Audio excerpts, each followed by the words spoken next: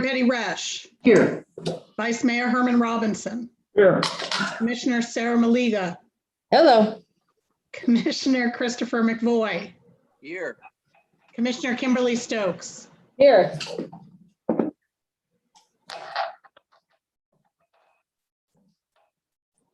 We should rise with the Pledge of Allegiance, led by Commissioner Maliga. I pledge allegiance to the flag of the United States of America and to the republic for which it stands, one nation, under God, indivisible, with liberty and justice for all.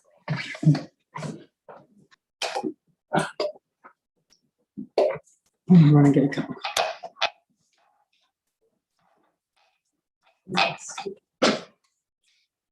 Does she handle an intro?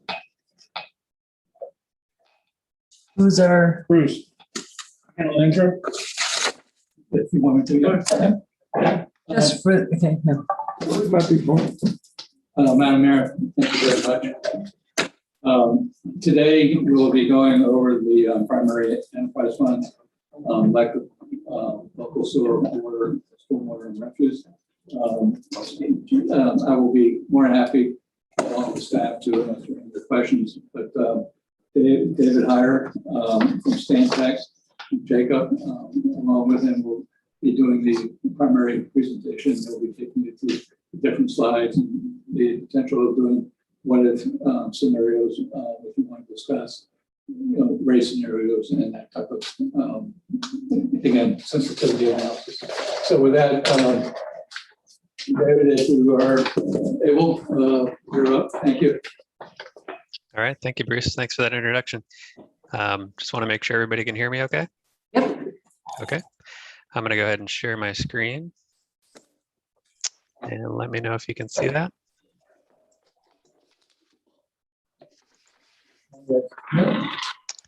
Let's see, share.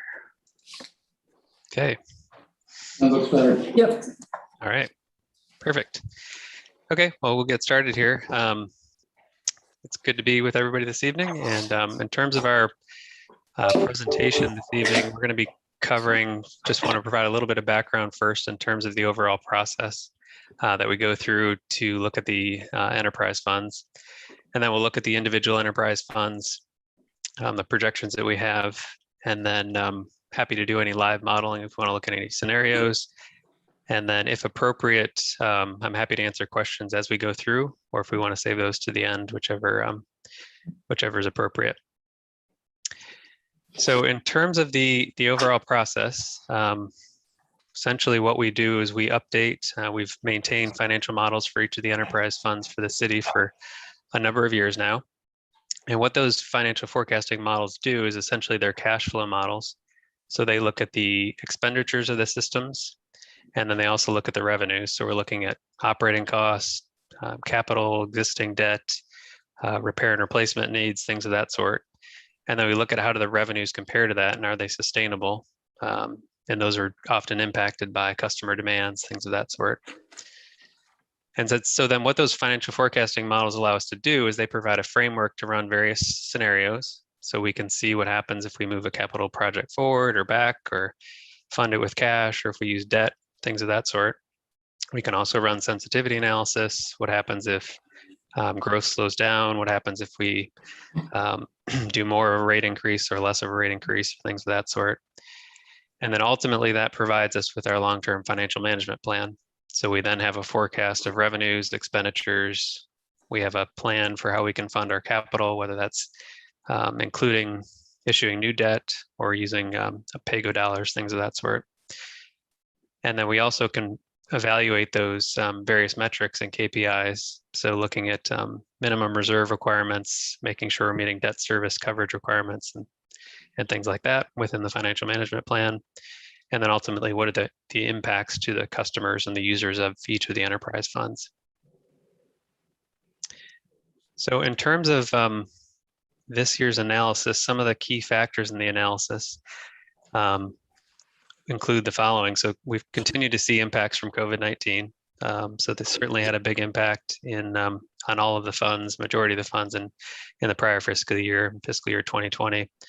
But we do see some continuing lingering impacts in the fiscal year 2021 year to dates. And I'll talk about that a little bit more when we get into each of the individual funds.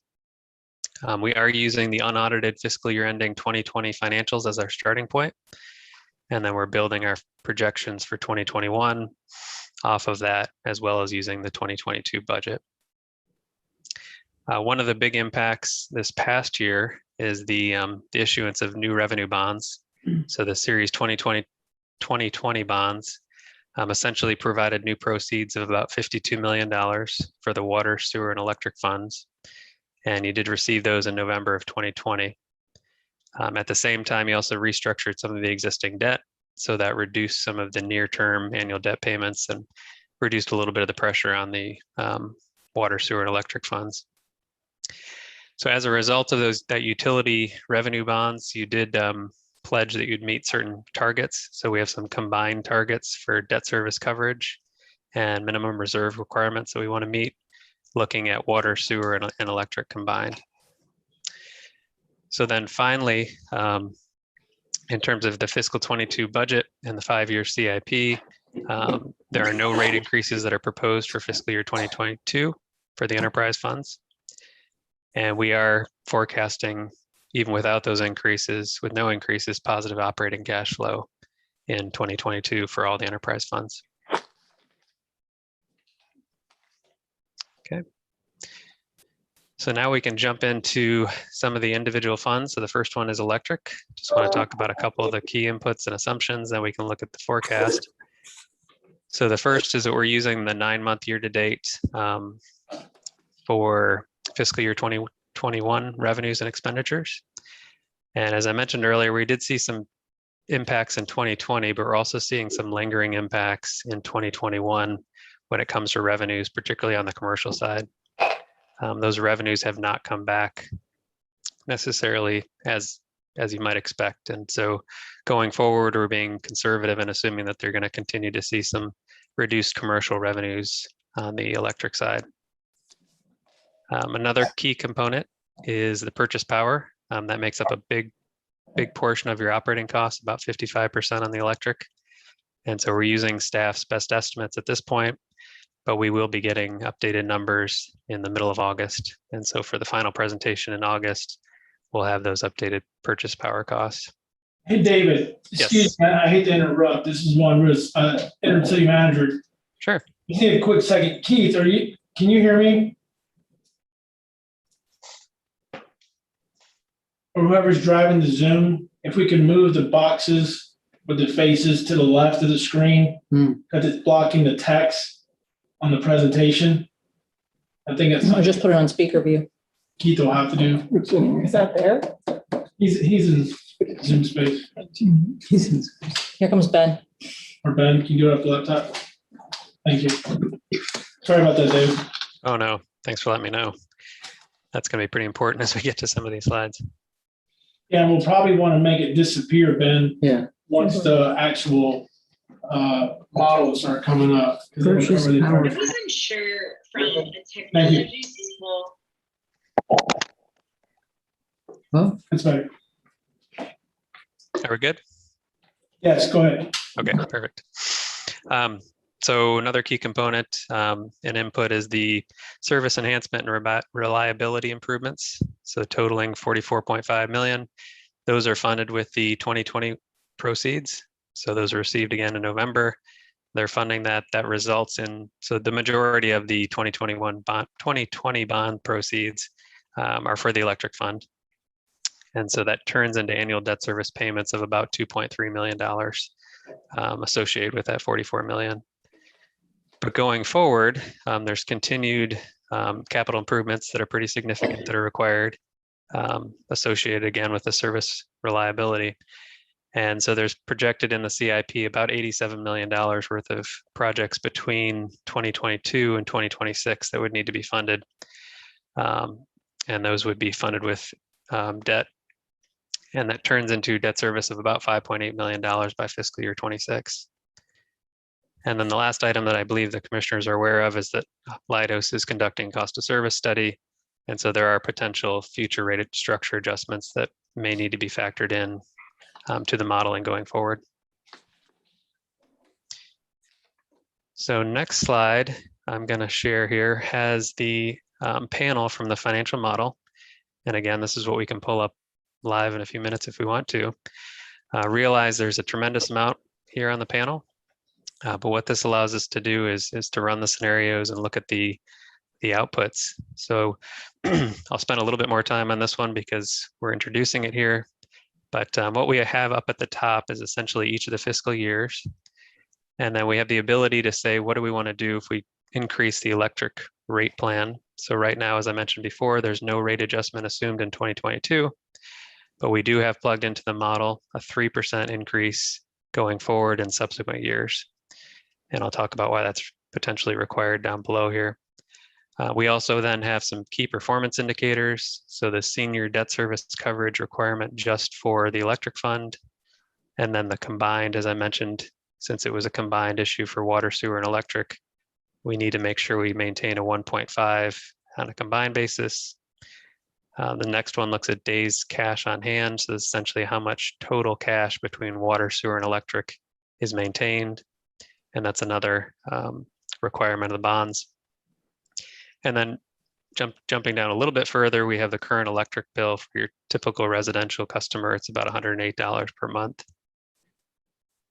And so as I jump down a little bit further in the screen here, we can look at the outputs. So to the left, we have the working capital fund, which is the minimum cash balance we want to try to maintain within the electric fund. So we're meeting that minimum 3 months. When we go live with the model, you'll see if we don't have some increases that would not be maintained, which would be problematic. This graph just shows our revenues versus our expenditures. And we want that cash in and cash out to be essentially the same to make sure we're maintaining our cash balances. We have our expenses by type, and then down at the bottom is just essentially how we're planning to fund the CIP. So this graph shows the actual year over year CIP spending. Middle graph shows how those projects are funded. So the majority of the 2021 and 2022 are funded from the 2020 bond proceeds, and then we're assuming debt going forward. So essentially about $87 million worth of debt borrowed. I know there's discussions in terms of whether the borrowing would happen in 22 or 23, but essentially these, there will be need to be another pretty significant borrowing in the not too distant future. So to meet these metrics, to make sure we have that minimum cash, to make sure we can meet those debt payments, we are forecasting that there will need to be some adjustments to the electric rates going forward. I should mention, though, that these are preliminary. We will be getting those updated purchase power numbers in the middle of August. Mayor, I wanted, at the very beginning, you mentioned working off an audit that you don't have is it normal to work on a past audit, or the question is, are you good without having a current audit? Yeah, we're looking at trial balances and things of that sort. So we're able to tie out pretty well with the actual audited financials from the prior years. So at this point, yeah, we're comfortable with the data. But as it becomes more formal, we certainly update the models to make sure we're reflecting that. Commissioner Stokes has a question. I'm just curious because as I was talking to Mr. Liberty in the past, in the future, we're going to be shifting some of the solar projects that we've bought into, and we're going to be shifting who we purchase our electricity from. And I'm just wondering if all of that is factored into this projection, or if this is based on our current situation. This is Ed Liberty, for the record, Electric Utility Director. Good question. Yes, that has been taken into account. The solar energy that will be adding to our portfolio will begin to flow to us in fiscal 23 and will certainly be fully reflected in fiscal 24. We have given a long range minimum of 10 years or so power cost forecast, which we feed to Stantec, and it was also used in our model for the rate making discussion that we had the other day. Same information went both places. The other thing that I'll point out is that, as the presenter has indicated, in mid-August, we're going to update those numbers for a couple of reasons. One is that currently 50 to 52% of our power supply comes from natural gas-based sources. And that's a very fluid market because it moves with natural gas prices. So what we'll do, I believe, about August 13th or so, we'll take a look at what we call the future, the strip, is 12 or 18 month look ahead in gas prices, and we'll calculate based on that futures contract what they're trading for. We're not buying futures contracts, but we use it as a proxy for what the market will be, and we'll use that to set our budget for the coming year. We'll reforecast it. We also know that middle of last week, late last week, the FMPA board, which we're a part of, did vote to refinance the remaining debt on the St. Lucie nuclear project. I think I mentioned that at the cost of service meeting. Those numbers are not yet baked into this forecast because they came out after Stantec was doing all this work. So when you see this model again, it will have the new gas price baked into the natural gas price, right, into the power cost, and it'll reflect the change, what we believe the new power cost will be from St. Lucie in anticipation of a refinance. The St. Lucie numbers, though, won't change until fiscal 23, fiscal 22. So that's kind of a high level overview of what's going on. Let me just ask you a question. You just mentioned something that's the fluid, natural gas is fluid, so you have to watch the price every day. The solar that we have bought into, which is at the fields up in somewhere, yes, owned by FPNL? No, there's actually two projects which are developed by FMPA. The developer that won the bid for the first project is an affiliate of FPL, Florida Renewable Partners. It's a Next Era company, and they bid in a very competitive exercise to win that contract. And then the second one is with a company that also bid very aggressively in a very aggressive process, a company called Origis, ORIGIS, which is a national, international scale solar project developer. So will the cost, if you know, will the cost of that kind of power be as fluid as the natural gas that we deal with? No, it will not be. That was one of the things that was very attractive about those two contracts. So the FMPA, what we call FMPA Solar 1, or the first one, which is 10 megawatt, that is a fixed price for 20 years. Flat price will be the same for every kilowatt for the 20-year period of that contract. The second one, which for us is 26.5 megawatts, is a escalating price. So think of it as net present value. We lowered the seesaw in the front years and raised it slightly in the back years. The front years are, the whole string is very, very attractive, but we know the price every single year. And the front years are extremely attractive. For confidentiality reasons to the sellers, sure. I can't disclose the prices. So when we talk, when I see in this, 3% 2023, we're looking at a 3% raise in our rates. I'm a little nervous when I hear that, but will the solar be able to sort of ease that a little bit? Yes, the solar will play an important part in our portfolio because not only is it the environmentally right thing to do, right? We all want fresh air and clean air and lower carbon footprint and lowering greenhouse gases. It's certainly going to do that, but it will also have the added benefit of giving us a known price. Right. So that, if you will, that bulk of solar energy that we have coming into our system will be at a known price and will not move, subject to commodity prices. It's locked in, for the term of the contract. And I know you can't disclose anything, but we get a pretty good price. The prices are very, very competitive.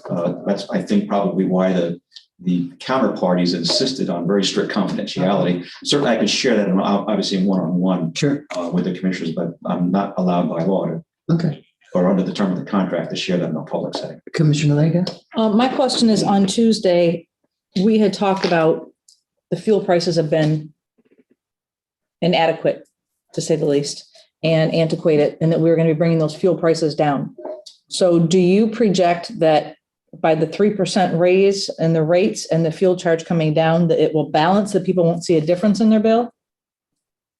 Let me elaborate on that. What we were talking about was the fuel charge on the bill, or what we're going to rename as the PCA, the power cost adjustment. That is outdated and incorrect. The base energy charge is high and the base energy charge is low and the fuel charge is high right now. We're going to raise them to where they should be while holding the bill for the 1,000 kilowatt hour customer constant, revenue neutral. So that will be in fiscal year 2023 with that 3% raise. That is our goal. that is our goal, and that we're now new information will come in, and there's obviously other things. We're part of a team at the city. But I just want for people listening to hear a 3% raise that we are adjusting the fuel charge and we're renaming it Right, to where it needs to be. correct. So that will balance out. It will balance out. Okay, I just want people at home to hear that. Right. So it looks like a 3% raise, other things will get lower. Yes, other things are going to be offset. And Can It's I hard. ask a question? it's hard. Wait your turn. We've got 2 lights ahead of you. It's hard to, at this moment, commit to the final actual number. We're Correct. not anticipating at this moment a request for rate increase. So we don't expect to raise anybody's bill in fiscal 22, right? For the 1,000 kilowatt hour customer, we say you look at our rate tables, and we're attempting to try to keep that constant, what we call revenue neutral. What happens in 23, 24, 25, of course, will be subject to market conditions at that time. We can't predict where fuel's going to go, and we don't lock in fuel prices. We are subject to the market just like anybody else. The good news for us in our portfolio is that we do have at least for fiscal 22, we're 38 to 39% fixed because we have a small portion that comes from our own solar project. That's about 0.75% of the energy that we need as a city. And then 38+% comes from the nuclear plant, which is effectively a fixed number over the life of that project. So we only have a smaller percentage, which is the Stanton project, which is a combination of coal and natural gas. And then the balance under the OUC, what we call a supplemental energy contract, which does float with natural gas prices. Thank you. And I just want to piggyback on something that Commissioner Stokes brought up on Tuesday is talking about this. I really want us to figure out how we can lock in those solar rates to people who are on the waiting list. And that's for future conversation, but I'm going to piggyback on what she said now that we're looking at this model. I mean, the home, the solar home. Right. The minimum rate. Yeah. So we need to talk about that in more detail, but that's all I have. Thank you, ma'am. Commissioner Robinson. My light was on behalf of Commissioner McVoy, who's kind of hard to see. Commissioner McVoy, my light's on for you. Oh, look at you, there over there. Thank you, Juan. I can't quite see that on the little screen, but I'll take your word for it. Thank you. Let me know when I can. Go ahead. You got the floor. Okay. So one question, this stuff is complicated for all of us. And Ed got us introduced to some of it on Tuesday with the adjustments between the fuel charge, future called PESA or something or other, and the base rates and all that stuff. But this question first is for Mr. Hyder. What I'm seeing and what I recall of seeing these models in past years, your prediction of looking at the modeling forward is that we will need to raise the total rate, what we charge customers, by 3% a year starting in 2023. Is that correct understanding? Well, we're assuming a 3% adjustment just on the basic charge and the usage rate. We aren't applying a 3% on the fuel surcharge or the capacity charge. And so to a customer, you can see it essentially would increase their bill.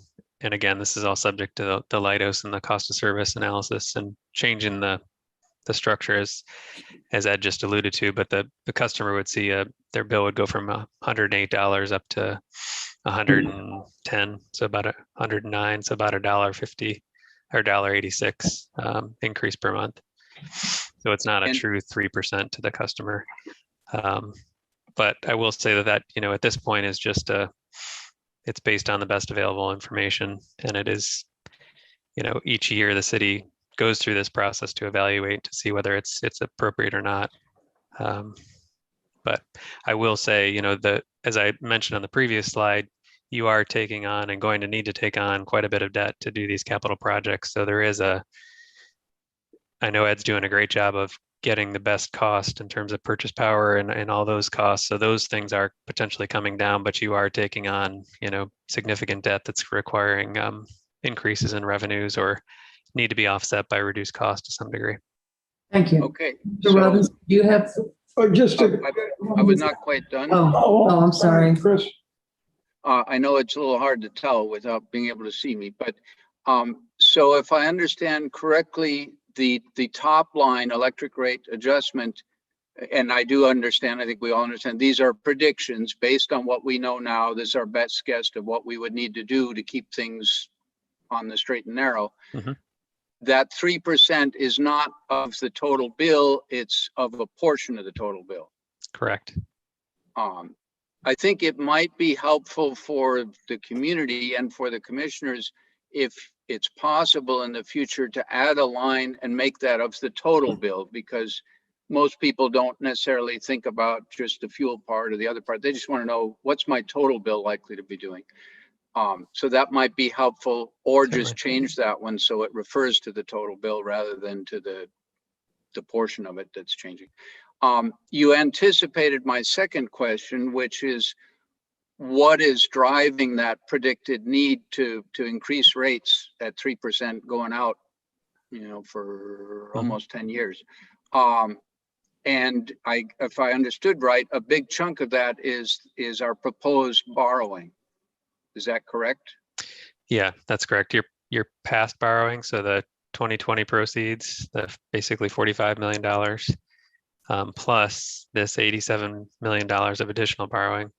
So you're looking on taking on, close to $125 million of additional debt. Right. So it's significant capital.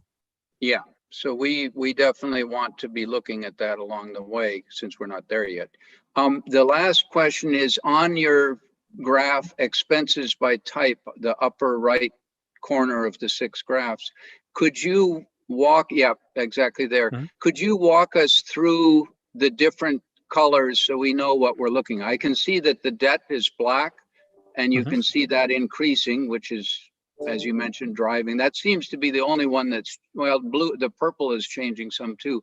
Could you walk through what PS is and OMV? Sure. Yeah, so PS is basically personnel, so anything staff related. Okay.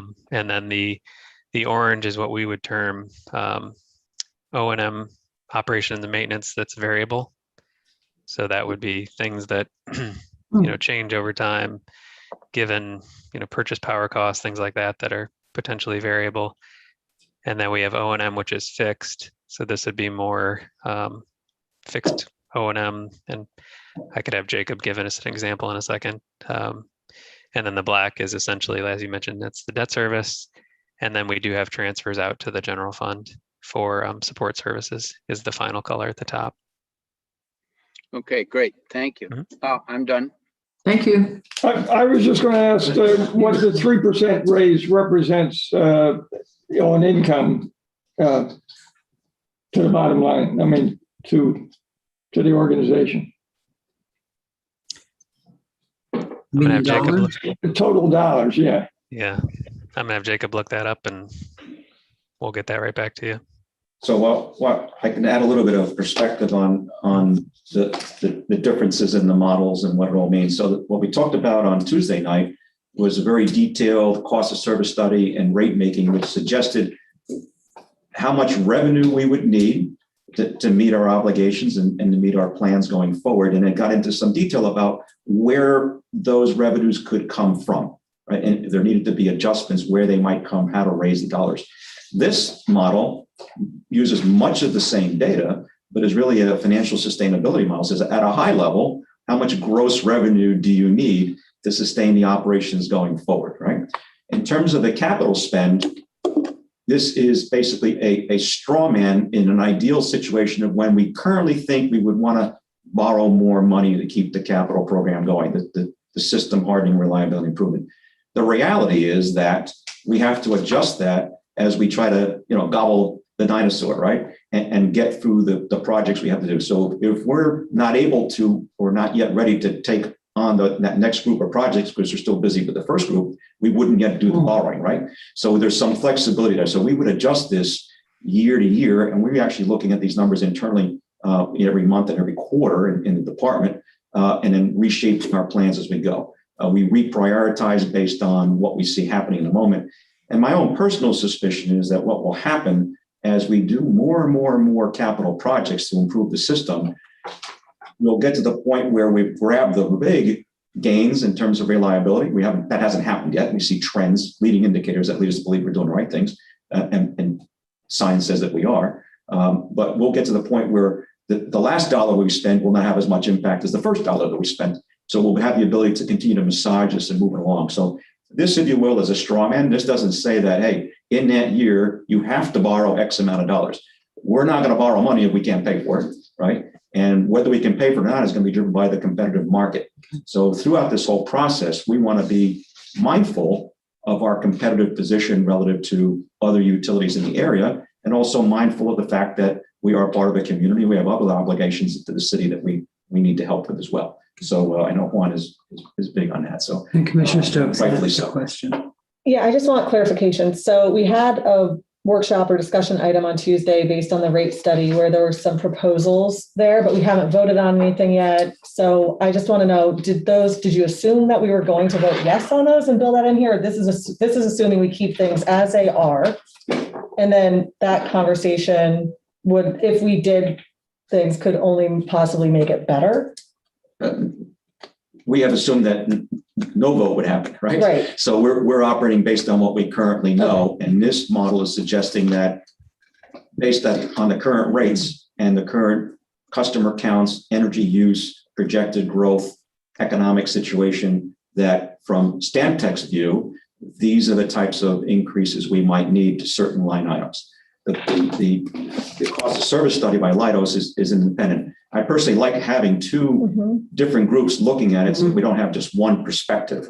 If the only thing you heard was what one consultant told you, you might say, well, I guess no. Which one does Ed believe? Well, I'm using both and saying, I'll give you my thoughts on what we should do, and obviously as policymakers, you'll ultimately decide what to do. And from Commissioner Maliga, we have another question. Just real quick, why are we, since money's at an all-time low, why would we not look at doing those bonds now instead of 2 years from now? Very good question. Is the interest going to offset what we would save? Is that what the forecast is? Well, nail on the head, how quickly can we use the funds? So if we borrow and have 2 years of debt service without using the funds, plus IRS rules, we have to use the funds within 3 years of bond issuances. We did have a conversation between the three of us today, Lon, myself, and Ed, to talk about the preliminary stages of when we want to do it. And so the outcome of that conversation was, and we'll do a cash flow model and see where we need to be. Because if we need to move it up to offset, then we can. Yeah. Okay. Exactly. Thank you. Or to add to that, likewise, based on our conversation with Stantec, we used a more aggressive approach to say we need to have borrowing in the fiscal 22 year. What we're going to be looking at is at what rate we're encumbering the existing bond money that we have, and also at what rate we're depleting it from a cash perspective, and then make a decision on whether we really should do it in 22 or wait, because we don't want to get into a situation where we're paying interest on money that we just can't use yet, right? And or also that we just run the clock out. And also the federal government the Senate has passed, they're working on the infrastructure bill. So, we might be able to have some of that relief from the infrastructure money that's coming in, because water and electric hardening is part of it. So let's keep our fingers crossed. Commissioner Robinson. And we have to balance not being able to spend the money, knowing that you need to do the projects you need to do. The savings on the low interest versus outsourcing now, because all labor costs are going to increase. So if we could borrow it now at low rates. True, the labor costs have gone up, but not as much as some of the key commodities like copper, aluminum, steel, concrete, all those things that are intensive in the infrastructure. So we have to look at that very closely. We have a good balance right now of contractors doing work for us, because there's far more work that we can do with our own folks. It requires a lot more equipment than we actually have. So we have more people today than we did in the past out in the line doing construction of our own. Plus, we have contractors doing the work. So that's a good variable resource. But you can imagine, we're trying to rebuild the system without turning the lights out while we're rebuilding, right? So if we were just building in a green field out west of the turnpike someplace, it'd be a heck of a lot easier. But we're building within the existing infrastructure while everything's live, and trying to do it in a safe way, not only for our employees, which we obviously care a lot for, but the public as well. But my point is that if we can revenue, and these bonds are revenue based on revenue, and we can afford to borrow now, we have to assume that it's going to only cost more in both borrowing interest and labor and material. Why not outsource some of the work that we can't do now? Yeah, we have done that to And some do it. extent. We have accelerated certain projects where we can to get through it. But there's a big, the lag. It's natural in these projects. As much as I would like to do sometimes, is just get out there and do something, right? But there is a fair amount of engineering that needs to be done ahead of time to figure out, okay, exactly how are you going to do this?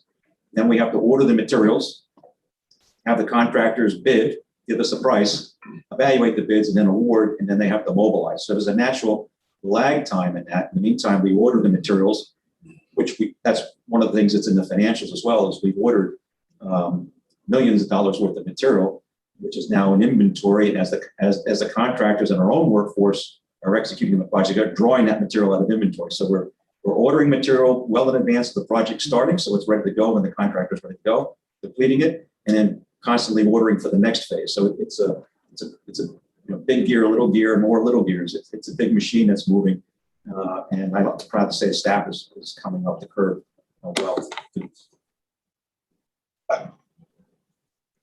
Thank you. Okay, are we ready to keep going? Sure. Let's plow through this. This is one of the more complicated ones for sure, compared to the other enterprise funds. So the next slide shows the that $108 monthly bill for the typical residential customer in comparison to a whole host of surrounding jurisdictions and comparables. And you'll see that you are below the municipal average when we look at these other utilities. I'm going to have to jump in here and comment on this as well. So you're seeing, I don't know if this is this is an alphabetical list of the 1,000 kilowatt hour. This information comes out monthly, and it is not the bottom line of the bill. So it doesn't have all of the taxes in there and things like that. It's the basic energy, fuel charge, customer charge, as best as the Florida Municipal Electric Association can gather it from each one of the utilities in the state. If you were to take this chart and resort it from lowest to highest, you would find that we're down, left of center at about the 1/3 of the way up. So we're pretty far, but we're not the cheapest. And there's also a set of charts that compare us to where our neighboring investor-owned utility is. So some of these charts are done on a monthly basis. Some of them are done on a trailing 12-month basis. But we are very, very competitive. We know that our neighboring utility, for example, raised rates on May 1, as they needed to, I'm sure. It was approved by the Public Service Commission. And then they've applied for another rate increase effective January 1, which will go through the rate making process. So we don't know where that'll land, but they've asked for approximately a 10% increase in their rates effective January 1, a little bit higher. It remains to be seen where they ultimately get to in their approvals. So we're in a very competitive position, and we've actually tracked some bills from FPL customers. We take that same bill, we run those kilowatt hours through our billing model. These are customers that are 1,000 kilowatt hours or below, and we can see that we're neck and neck in terms of the check you write to company A and the check you write to our company. And in some months, we're actually slightly lower. So we're right there with that. And off the top of my head, the actual bills that we've gotten from people that volunteered their bills has been in the 750, 850, 900 kilowatt hour type range, and we're neck and neck right there. We're leading or losing by a nose depending on which month you look at. We're right there. We're very competitive right now with the neighboring utility with that 1,000 kilowatt hour residential customer group. I'm going to have a quick question just on these bars. There's the base and then there is the fuel purchase power or cost adjustment. So combined, those make $107.99. Correct. And I believe their customer charge may be in there as well. Okay. They all have a customer charge. Can you explain to us what's going on with like Key West? I was going to say, I'm glad I don't live in Key West. No, but it's all purple. It says there's a negative purchase cost adjustment. Not 100% sure of what's Key West. Let me try. I'll try an explanation. Maybe I'm absolutely correct. Obviously, they're far away, Right. right? And they have a single radial tie line that goes all the Okay. way down to the Keys. So it's their transmission costs. They have they have to move power through the FPL system, the grid, to get it to them, and then they have the cost of their 130 some odd mile tie line. Right. And they also have an entirely different. They're literally an island, and Yeah. they have a power plant. They're part of the what's called the FMPA, Florida Missile Power Agency, which we are as well. But they're in what's called the All Requirements Project. Mhm. The All Requirements Project is a little bit different than what we do. We buy power, if you will, on an a la carte basis from various sources. They buy all in from the FMPA All Requirements Project. So our cost structures are slightly different. Does Kissimmee do that as well? I'm just trying to understand the distribution, because you look across here and you can tell the total amount of the bars, but it's very clear that like every place, the balance between Yeah. the base and like, so Yeah, in these- Kissimmee, why is it all purple? Yeah, I'm not entirely sure why they would do all purples. Some of them just, it's all in there. They get a single rate from FMPA, which is Oh. Okay. in the $71 to $72 per megawatt hour number, which is 7.1 to 7.2 cents per kilowatt hour. Oh, okay. Our numbers actually come in below that. We're in the mid 50s all in. I'm not concerned about Key West, but then they have the generating power to, if they lose their one tie line. They do. They have a power plant there, which is under the control of FMPA. There's local folks that opt to operate it, but it's dispatched by the FMPA dispatch and the power pool dispatch, and they're able to operate as an island on occasion. They experience far more tie line outages than we do, not because they do anything wrong, but because of that Weather. Middle of the ocean. mild exposure to lightning, Really? and also, unfortunately, sailboats Oh, right. are made as much as we wish we didn't have as many iguanas. They wish they had Draft. sailboats there, at least that they stayed away from the tie line. Minimum draft. Very cool. They do an excellent job at Key West. It's a well-run operation. Thank you very much. Okay. Thank you for that explanation, Ed. We'll keep moving forward. Now we're jumping into the water fund. So again, some of the key inputs assumptions here for the water fund. As I mentioned, we do this on an annual basis. So our projected 2022 revenues, as we're projecting them forward, are slightly below what we forecasted last year. But the reason for that is because we're not assuming any adjustment to the rates this year. Last year we had assumed there would be about a 3.75% increase. And also the impacts from COVID were felt obviously in 2020, but we're forecasting a recovery as you move through 2021 and 2022, and we can see those trends. So that's positive news within the water fund. As part of that 2020 bond issue, the water fund got 6.1 million, and that was used to fund capital projects, obviously, and the annual debt service associated with that is about $300,000 per year. Going forward, however, in the CIP, there are about a little bit over $21 million worth of capital projects that we anticipate you would need to do some new borrowing for. And so that would occur over 2023 to 2026. Some of that is senior debt and some of that is SRF debt. So you can see what the annual debt payments would be by 2026 and 2027. And then you also do collect capacity charges from new customers.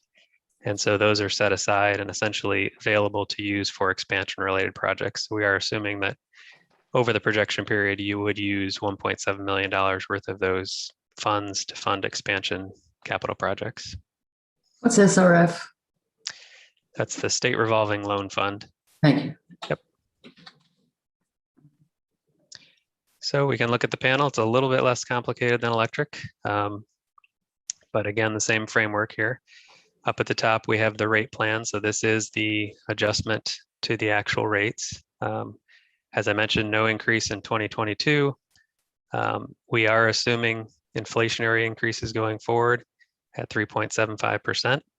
But again, I can't stress enough that the city looks at this on an annual basis. And given the forecast, it may be very likely that you don't need to do an increase in 2023.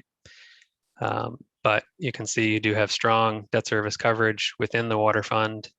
as well as the combined debt service coverage that I mentioned earlier for water, sewer, and electric.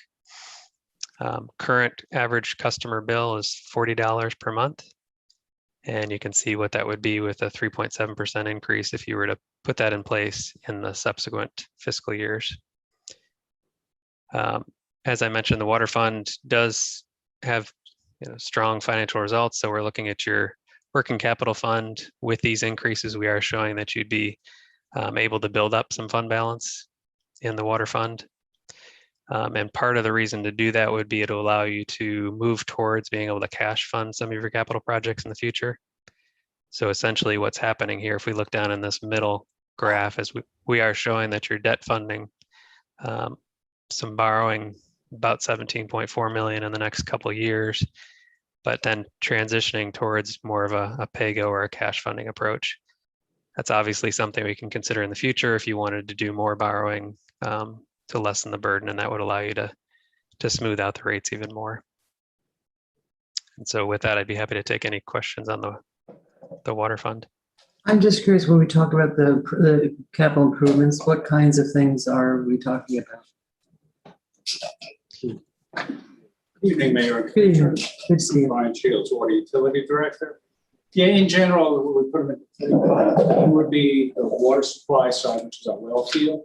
So we, by permit, have to replace a number of our superficial wells, and we need to add new Floridan wells to comply with our 20-year water use permit.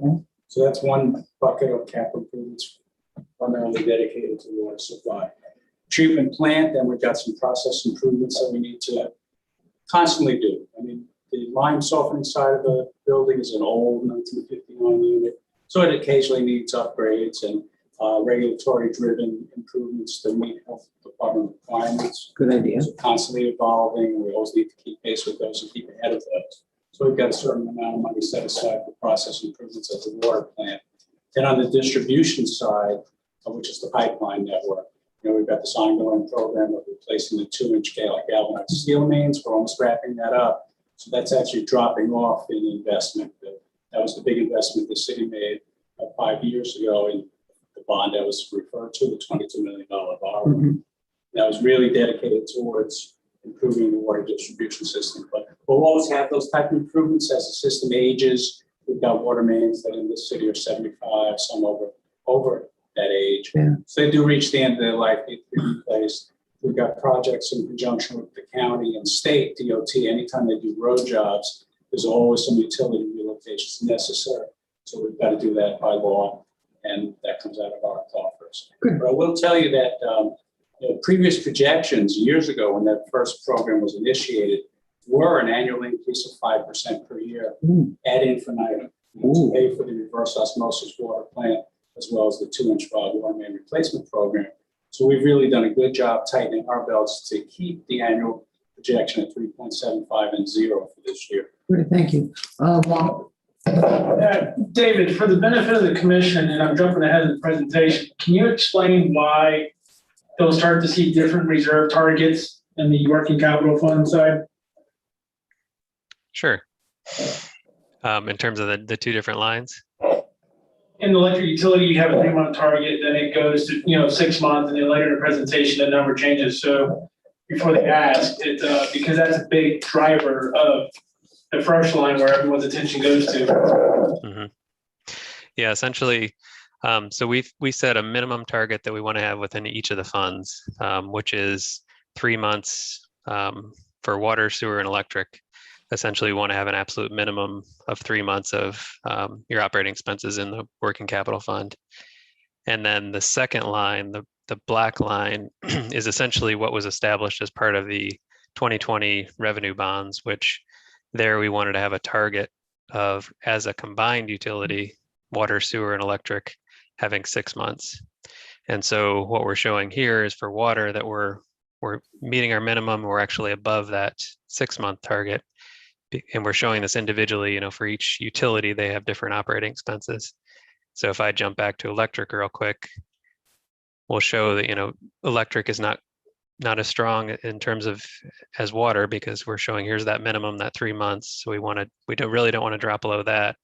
Ideally, we would want to work towards the target of the 6 month, but given the structure of those revenue bonds, they were issued as a combined enterprise, water, sewer, and electric. So the combined cash flows or combined working capital fund satisfies that 6-month target.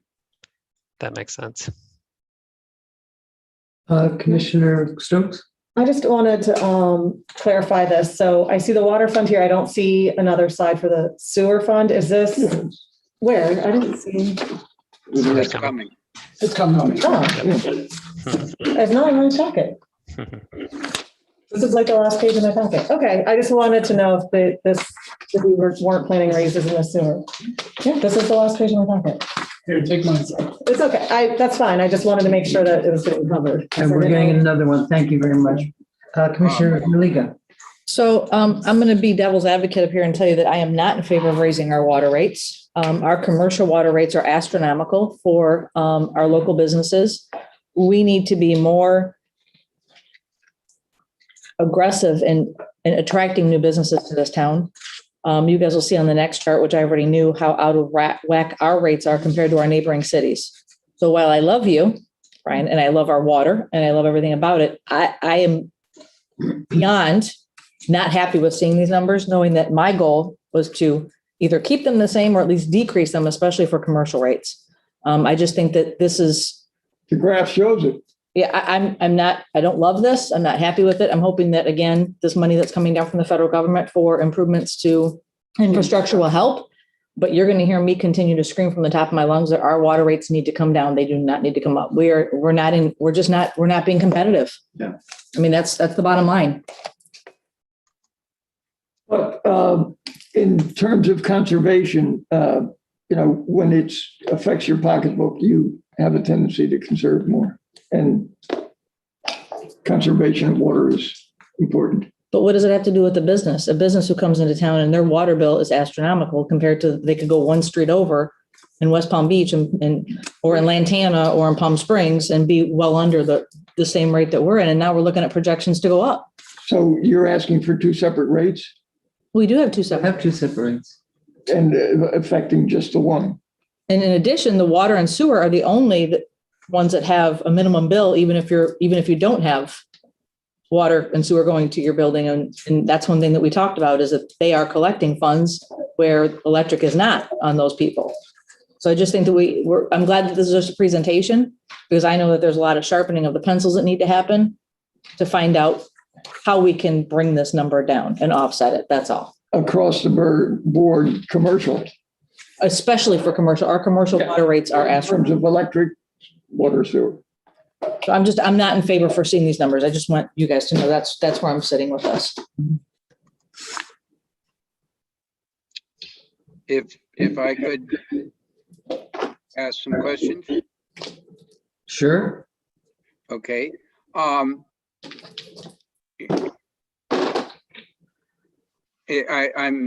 interested to hear Commissioner Maliga's comments, and I understand where she's coming from, that she wants to make things competitive for our businesses. I don't know anything about this, how we do water, commercial rates for water versus residential. Maybe there's room to adjust in that. But generally speaking, the purpose of these models, and Mr. Hyder or Mr. Silence can correct me if I'm misspeaking, but from my experience with them in the past, is you put the best data you have available that we can generate and the best predictions forward of costs and revenues and debt service and all that stuff, and you put it in and you turn the crank, and what tends to come out is, okay, you're not going to balance your books unless you raise rates. There are inflationary costs with water, just for cost of materials, cost of this, cost of that. So I hear the aspiration, but I think we also have to be realistic. If the costs are what they are, it's nice to not like them, but it may not be within our possibilities to not, we can't not pay our creditors. So that's one, but more specifically, Juan anticipated one of my questions, which was why the reserves for the water are 6 months, but 3 months for the electric.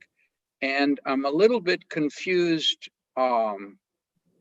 I know where the concept comes from. There's sort of two sources. One is best practices, that you always want to have some reserves. If there's a hurricane or there's whatever that comes along, you want to have enough money to be able to operate the system without any income for X period, whether it's 3 months or 6 months. And there are kind of industry standards for what's a good number. And then there's some commission choice about what to use. Then there's a second level, is as you borrow money against your utility, the bond owners may also have some requirements. Is that correct, Mr. Hyder? Or Yeah, that's correct. yeah. Now, what I'm unclear about is, are we kind of pooling the requirement of reserves across electric, water, and sewer and saying, look, we don't really have the reserves we need in the electric, but if you look over here, over in Brian's pot or in Jamie's pot, we could kind of count that and use it against our needs. Is that kind of what's happening there? Yeah, effectively, you're right in terms of when the 2020 bonds were issued. Obviously, there were presentations to rating agencies, and you're going out for revenue bond, and we're demonstrating a certain level of strength as the utility, and it was a utility pledge in those revenue bonds for water, sewer, and electric combined. And so the bondholders look at those as a combined borrowing, and so it is essentially a pooled pledge from that standpoint. So you are understanding that correctly. That sounds correct. My question with that is, although there are definitely differences between the electric utility and the water and sewer utilities in terms of their vulnerabilities to untoward events, storms, or whatever, but it's not unreasonable to think that you might have big hits to all of them at the same time, in which case, if your reserve in the electric is just right on the bare nail's edge, and you're kind of counting on being able to borrow it from Brian, and Brian says, well, look, I'm in bad way also. I can't help you. Also, look at the size of the scale on the working capital fund on the upper left graph versus for electric. Top of the chart is 30 million here. I think it was more like 60 or 90 on the other one. I don't remember I don't have full recall there, but okay, for the capital fund, it's similar scale, a little higher, but basically similar. Yeah. But the target for the electric would be ideally 25 million. And if we go back to the water, the 6-month target, we're already at it, or pretty close. The target is only 5 million to keep it going. So they're very different.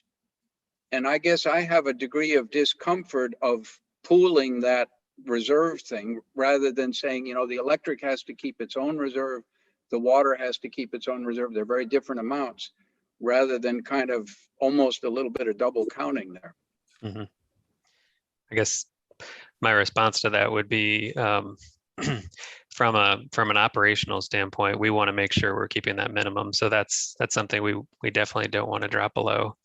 Right. But from a rating, getting a good rate on the bonds, that's more of showing the pledge of all the revenues together and meeting that 6-month target. So to say that you should be at 6-month individually for each, maybe in an ideal world, that would be the case. And I should emphasize that as we get some of these new numbers, I think as some of that, as Ed was alluding to, some of the refinancing that will improve. We've run a little bit initially to look at the St. Lucie refinancing. That does bump up the cash to where we're a little bit more in the middle of the range. So we're definitely not just riding the line. But you're grasping the concepts very well, and those are valid points. Okay, thank you. I have a couple more lights on. I've got Commissioner Stokes. Oh, and I have a hand raised. Yes. Thank you. Answer. And to address Commissioner Boyd's comments, one of the things that we're going to be doing in the near future is providing new policies on fund balancing and that type of thing. And his concerns will be addressed with the specific policies, because we'll have individual goals for each fund. And then, as David alluded to, the combined utility is already rating purposes. Thank you.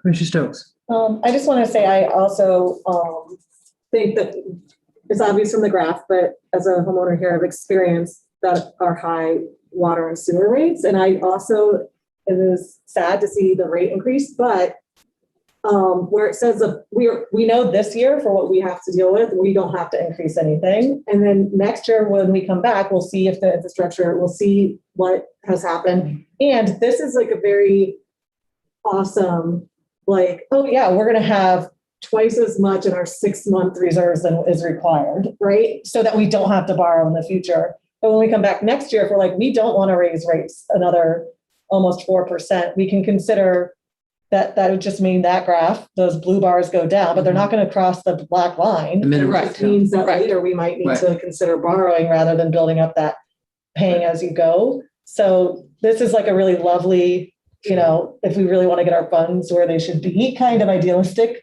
thing. But then, next year we'll have to consider the impact on our residents and business owners. But we do this every year. Yes, Madam Mayor. Yeah. Commissioner Maliga. So that's exactly what I was going to say, Commissioner Stokes, is that, I love the idea of having 6 months reserve and up to $20 million, but not on our taxpayers' dime, especially when we're coming through a pandemic. And, we know what our poverty rate is here in Lake Worth Beach. My other concern, and I'm going to throw this out, is I really want to hear from the FAB. I really want to hear the Financial Advisory Board. I want them to come to us and give us their input on the stuff that we're getting ready to make decisions on budget. And I would like to see that happen sooner than later, than before we get to this budget workshop, because, I want to hear from the people that we've put in the chairs. Have they been meeting? I know staff that has organized or is near completing the dates, trying to get everybody to be able to meet at the same time. Because they have not been meeting for a while? No, they haven't met. Right, I know that. We have not had a quorum. Right. Been to those meetings? So realistically, can that happen before, I don't know if realistically the board can get a quorum, get up to speed, come to us before this next budget meeting. I think that's pushing it. Well, we'd like to get the information from them. I'm very much a proponent of the Financial Advisory Board. I think they can do great work. Different perspective at times. Can we at least email this to them individually and say, this is the stuff that we're going over, please get up to, catch up to date on it? Just so if anything, they can reach out to us individually and say, hey, I looked over A, B, and C. These are my thoughts. But I also, if they want to schedule one-on-one meetings. So, or one-on-one with any of us. I'd be willing to do it as well. with that. Yeah. In order to go through the materials, so they understand the materials. Yeah. Okay. Perfect. Back on board. To see whether they're on the listening to us. If anybody from the FAB board is anybody out there? Is anybody listening? Do you care? Okay, I see a couple more lights. For efficiency purposes, I think, they could be informed by listening now. Hopefully they're watching the budget meetings if they're on the. Do we know that? Well, I don't know. Obviously We don't know that, right now. There's no way to. We're not taking attendance. Juan? Thank you, Madam Mayor. I was just going to reiterate comments Commissioner Stokes was saying that this is a tool, and it's a great tool that we've been able to use for financial strategy and looking ahead. And it also, as you will see in subsequent budget meetings, how these enterprise funds interact with the general fund in that line where it says franchise fee. And that will become very apparent on how they all work together, okay, as we try to balance all the budgets. And you've heard conversations about why it's so important we build a tax base, why it's so important we make the general fund self-sufficient, why it's so important that the general fund slowly is weaned off of these enterprise funds, because you see what happens when we don't. Okay? So you guys are all putting all the pieces together, one meeting at a time, which is great to see. Thank you. Okay, David? All right. That's Very great. good. We will keep rolling here. Next is sewer. So local sewer fund inputs and assumptions. You'll see a trend here very similar. Last year, we had forecasted that there would be an adjustment in 2022. As proposed, there will be no adjustment 2022. And then similarly, because of the relationship with water, we're seeing the similar trends in terms of revenue impacts and recovery from COVID. A little bit of the 2020 bond proceeds were used to fund capital projects for sewer, only 1.3 million, and so it turns into just a minimal debt service payment. And then in terms of going forward, there are capital projects that need to be borrowed for. So we've identified about 14.2 million in capital projects between 23 and 31.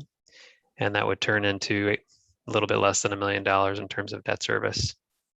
And then you also have capacity charges on the sewer side. And so those are used for expansion related capital projects. And so now you're becoming very familiar with the panel. You'll see similar trends here. Local sewer, again, no increase in 2022, slightly lower inflationary increases going forward. You can see a current customer's bill is about a little bit over $42 per month.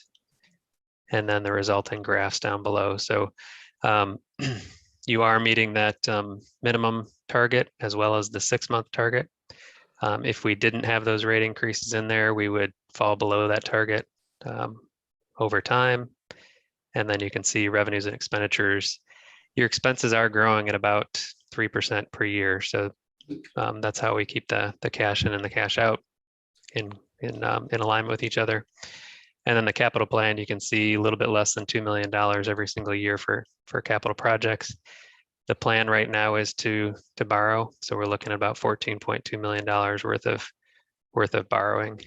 There are not sufficient funds to essentially do the same thing on the water side where you could do a lot of pay-go funding in the future. So with that, I'd be happy to take any questions on the sewer fund. How do our rates for sewer and water compare with neighbors? That's the next page. I have a question on the one that we were just on. What is RS under expenses by type? The gray. Jacob, can you address that one? On the expenses? Yeah, the Oh, gray. That's the regional sewer pass-through cost for the system. Okay, in layman terms? We're part of a regional sewer, so we don't actually deal with sewer locally. We send it off.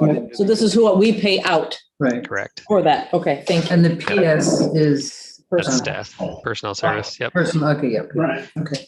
And then the light blue is your operating maintenance and a little bit of debt service that's Okay. existing. On the side, Madam Mayor, I'm going to ask Brian, our water utility director, just give a quick explanation for the public also listening on how our regional sewer pass works. Okay, thank you. The way the regional sewer works, the East Central Regional Water Reclamation Facility in West Palm Beach, which is operated by the city of West Palm Beach, services all of Central County. So it serves roughly 600,000 people. From Palm Beach County, City of West Palm Beach, Town of Palm Beach, City of Riviera Beach, and City of Lake Worth Beach, and all of our partners. We have 9 separate partners, which are the sub-regional partners. So we get a monthly bill from the ECR, which includes the flow charges, the cost to treat wastewater, dispose of it, and reclaim it at the FPL power plant on Southern Boulevard. We get debt service from the ECR from the massive capital improvements that are currently wrapping up at ECR and projected to go out over the next 20 years to keep up with, again, R&R type projects and the degradation of facilities. Wastewater is very corrosive environment, so things have a definite lifespan. They've got to be replaced. And we pay also into the capital project funds for the ECR. There's 3 charges that come from the city of West Palm Beach to us every month. And then the county, because the county transmits our sewage through a 15-mile pipeline on Haverhill Road that takes us from our master pump station to the ECR. So that's jointly owned by the city of Lake Worth Beach and Palm Beach County. So any improvements that take place on that pipeline or the master pump station at Haverhill Road and Gun Club Road, which is a massive pump station, and again, it absorbs a lot of expense. Those costs are also passed down to us. So we get a monthly bill from both the county and the city of West Palm Beach. We pay those bills, and that's what's shown as the outflow of cash. And that's in the range of $9 million a year on the sewer fund. Then we turn around and we bill our sub-regional partners. So Lantana, South Palm Beach, Palm Beach State College, Lake Clark Shores, Palm Springs, and any of the other entities that pump into our master pump station, we back charge them, so they pay their fair share. So of the money that we get billed every month from ECR, we pay about 40% of that, and the remaining partners pay about 60% of that. So it's a very complex arrangement of interlocal agreements, and it's tracked very closely. I sit as the chair of the ECR board, so we meet monthly, or actually bi-monthly now, at the ECR board level. We've really done a good job at the ECR board holding the line on costs. Their costs on the operating side are only going up 2.1% this year. That's really due to salary increases, chemical increases, increases in solids disposal, and things of that nature. But we're holding the line on the debt service and the R&R costs, and those are fixed actually for the next 20 years due to creative financing, with some $200 million in debt that's been issued recently on large improvements at ECR. So with that, if there's any questions on how the regional system or the sub-regional partnership The rates are regulated by what you can charge the Yes, people with. they're established at ECR by the city of West Palm Beach, by their financial people, in conjunction with the board. Now, we as board members review that budget annually, go through it with a fine-tooth comb, and as I said, we really hold the line on that. We make sure that the city of West Palm Beach is fiscally responsible in the operation of their facility. And allows us to bill as much as possible to. Yeah, and I will tell you that it's very inexpensive to treat wastewater at the ECR as opposed to the other plants due to economy of scale. When I was at the county, we used to pump as much flow as possible to the ECR rather than our own plant in Delray Beach, because it was much cheaper to treat at ECR than in our own plant. Again, due to economy, it's a 70 million gallon per day facility. Services roughly 600,000 We're residents. covering 40% of the cost of the operation, and then the other 60% is divided up amongst our partners. And my question is, are we charging them the max? Yes, it's all established by the rates that are at ECR. It's passed through, strictly a pass through, and they pay the identical rates that we pay. It's based on the amount of flow that they pump into our system every month. It's sad to see our rates at the high end of that chart. Ridiculous. I mean, really. But when people complain about rates, I'm sorry to say, they always go on about electric. Electric, they don't talk about this. I know. It's because they just look at the bottom line. They don't look at the bill individually. Right. But on top of this, remember when West Palm had all that issue with their water quality because of the amount of surface water that they use? A lot of this might, from what I was hearing, some of the costs that we were incurring was because we have the the reverse osmosis. Right, correct. So because that makes our water like more protected against some of the things that are happening with surface water and things like water. Before David gets into this chart, I will say that our water rates are generally in the top third of the county utilities, and that's due to the fact that we've gone through reverse osmosis. We put an investment in that years ago. And then the same issue I just brought up with economy of scale. We're a small utility. So Boca Raton, if you look at the chart, Palm Beach County, these are massive utilities with a lot of water usage. They can charge a lot less per unit than we can, and that applies to any of the smaller utilities. The sewer side, we're actually in the lower third of all the county utilities and charges. Again, due to the fact that we are a partner in the ECR, which is the most economical way to treat wastewater in Palm Beach County. That was the we want absolute control of our water, and we chose the Cadillac. That's correct. I mean, there was an agreement in place with the county to provide water, and it would have been less expensive to do it that way. But the city commission at that time decided to go to stay on their own and go with reverse osmosis treatment, which was required to offset saltwater intrusion. Yeah, that was what I was just going to add to Brian's, that if you look at a map of saltwater intrusion from the ocean inland into the aquifer underneath, it's quite interesting that it sucks in way further inland around Lake Worth than it does north and south of us. And that's why we've had to move some of our wells further west. The reverse osmosis, it is more expensive, it's more energy intensive, but it is what much of South Florida probably will wind up being on eventually, and Brian can correct, but we were kind of at the leading edge of that. other places will probably catch You're up with exactly us. right, and that's another factor in the water rates comparing us to other utilities. You're looking at utilities that haven't faced the major investment that this city has due to the age of the pipelines and going to reverse osmosis. So there's other utilities right now that are discussing huge increases and huge capital expenses. Delray Beach, for example, to go to reverse osmosis, they're looking at a $60 or $70 million hit coming up in their Next year, they'll be off the chart. You're right. Versus Better. perception desalination. Right, to go, which is desalination is a whole other ballgame. That's Yeah. ultra expensive and we never really need to go there. I've heard problems about As long as it stays out of the wells. Mhm.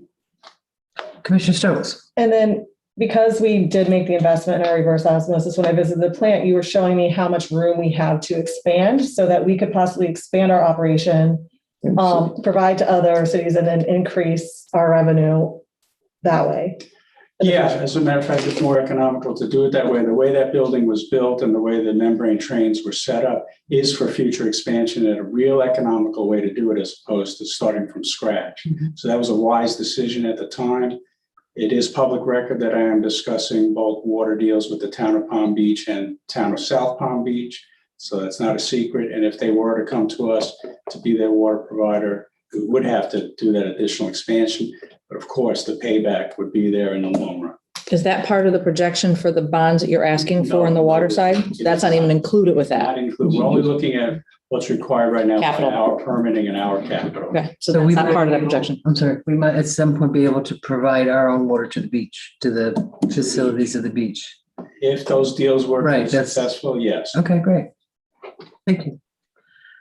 Okay, seeing no lights. The only point I would make on this slide of the comparisons is that this is, as of right now, this is the rates as of fiscal year 2021. And as we've described, we're not changing rates in fiscal year 22, whereas these other entities may. And so from that perspective, you're holding rates steady, they may, and as we often see, a lot of utilities will adjust rates on an annual basis. So it's not necessarily an apples to apples comparison when we play it forward to fiscal year 22. And could I ask a question to Brian, because I don't know these numbers? Do you have the way that we use for electric, 1,000 kilowatt hours a month is sort of a typical planning number? Is there a typical water number? I know that it varies a lot if you irrigate or you don't irrigate, because that's the biggest use at a home. But do you have any numbers? Correct, Commissioner. Top of the chart, it's 5,000 gallons per month. And that's a good estimating number for our average usage in this city. Some of the other utilities on the chart use way more than that per month. But I would say on average for Palm Beach County, that's a good number because the county itself is in the same range. Thank you. Okay, moving right along. I just have to note, it is almost 6:30 and we're still on the 5 o'clock workshop. Although we do need to ask. Oh, there's two different workshops? Yeah, we have one that's, no, it's all just one. Yeah, it's just. Oh, up okay. there, then we'll- And go to the end. Midnight? No. No. Okay, then. The next fund is the Stormwater Utility Fund, and they are getting simpler and simpler as we go along. So same story, we had looked at potentially proposing an increase in the fiscal year 2022, no increase. We are looking at potentially increases going forward. As I mentioned, it's a little bit simpler. We just have $500,000 a year in annual cash funded capital. And then this fund has it's always had a really significant target of 12-month of working capital reserve. And I know, as Bruce mentioned, you're going to be working on appropriate targets, but this one has a hefty target that's always been at 12 months. So the good news is, in terms of the fund, you're very strong in terms of your working capital, well above that 12-month target. But what we're showing here is if we are showing annual shortfalls, our cash out is greater than our cash in, and that's because we are cash funding the CIP. And so as a result, we are driving down that cash balance towards that lower target, even with a 3% increase. But I would say, you do have quite a bit of flexibility here in terms of beginning cash balances. If you did want to borrow for some of that capital, if that was appropriate, you could mitigate some of those increases. But this is the first fund that I'm talking about that is not a part of the 2020 revenue bonds. So we don't have those same comparisons. We don't have any debt service coverage requirements associated with this fund, nor do we have the 6-month target we're trying to meet. The typical bill right now per ERU is $78.25. And that's for the year. Correct. Yep. So again, you have a lot of flexibility going forward, what you could do next year and have funding of capital. And then we do have a sample, just again, this is the assessment per year comparison, how you compare against other jurisdictions. And again, this is, we're playing it forward. We don't know what these other communities will do in terms of their stormwater assessments. But this is where you fall currently. Is this the same for everybody? Like this is just a flat fee for everybody, or is this based on anything? It's a per ERU charge. So typically it's a single family residential. I guess my question is, I'm looking at Atlantis, which is our neighbor in Palm Springs, and they're a quarter and half the price a year. Mm-hmm. I'm doing this for more education. Why would we see literally on our bordering cities such a differentiate price gap? Well, a lot of it has to do, and I can't speak to those jurisdictions specifically, but it is the level of I mean, we have Jamie Brown, so I mean, we know we have Brian, we have Ed, we have good people, but I don't understand what the difference in that big difference. Well, the rates were established long ago. As a matter of fact, this particular fund didn't see a rate increase for 10 years since it was first established. 2 years ago, we finally got a 3% rate increase in this particular fund. So you said 3 years ago? Yeah, 2 years ago. 2 years ago, it was increased. Went up 3%, and it's held there constantly. And this year again, no increases proposed. Again, you compare it to other municipalities. Each one has its own nuances and circumstances. Atlantis may not have quite as much capital needs. They don't have an intercoastal to deal with, where we need to do outfall projects and tide valves and things like that they don't have. They're inland. Some of the other municipalities, this is very deceiving because they're in the Lake Worth Drainage District. So they also have, on top of their own stormwater utility, assessments from LWDD, which far exceed these costs. There should be a little asterisk saying that. That's a good point. More asterisks in. Yeah. But this is again for more people who are looking at this and watching online, so they know, that information is imperative. Yeah. And that part that Brian has mentioned is really key. We tend not to think about the Lake Worth Drainage District, even though it has that name, because the Lake Worth Drainage District does not come into Lake Worth City of at all. So the main stormwater drainage is provided by the Lake Worth Drainage District when you're further west. And as Brian pointed out, the charges to them are probably quite a bit higher than they're just straight stormwater charges. All good education for everybody I'm who's a listening. customer of them, so yes, they are. They're getting their fair share, huh? Yes. Thank you, Brian. You're welcome. Yeah, and we can certainly footnote. Remember, I'm a freshman up here, so I'm getting educated and educating. It's a lot to absorb from no place in March to this. Yeah, it's interesting to me that West Palm Beach is higher than us in both water, sewer, and way higher here, but they're, we say, oh, we're small, we have fewer customers, so, our rates end up being higher, but they have so many customers. Yeah, but it's hard to explain West Palm Beach, particularly on the stormwater. I would have to say it's just due to a lot of capital improvements. They're doing a big investment on road projects and outfall projects along Flagler and other clematis and things of that nature. So they're doing a lot of stormwater improvements, a lot of capital.